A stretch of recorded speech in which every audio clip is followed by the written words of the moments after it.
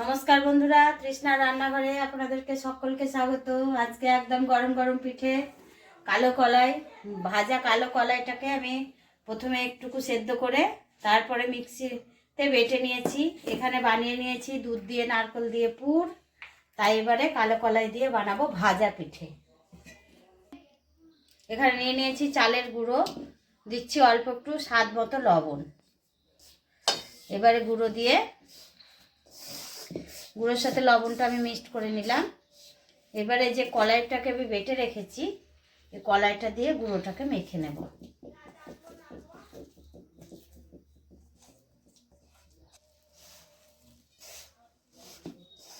এই যে বন্ধুরা দেখুন, ছোট্ট ছোট্ট ভাবে আমি ডাল দিয়ে পিঠেগুলো বানিয়ে ফেলেছি। এবারে ভেজে নেব। কড়াই দিয়ে দিচ্ছি সাদা তেল।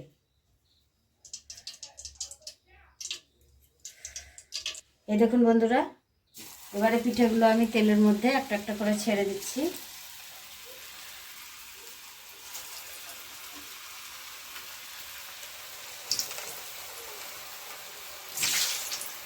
কালো কলাইয়ের ডালের কালো কালো পিঠে বানিয়ে আপনাদের দেখাচ্ছি।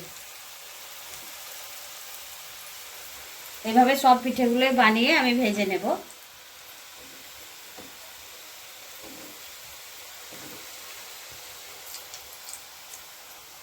এই দেখুন বন্ধুরা, কত সুন্দরভাবে আমি বানিয়ে ফেললাম এই কালো কলাইয়ের ডালের কালো কালো পিঠে।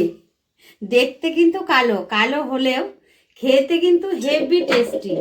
ভেতরে আছে চাছির পুর, আর খেতে কিন্তু দারুণ টেস্টি। তবে একটা ভেঙে দেখায় আপনাদেরকে।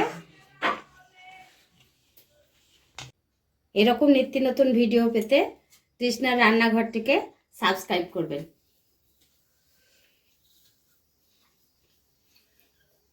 দারুণ।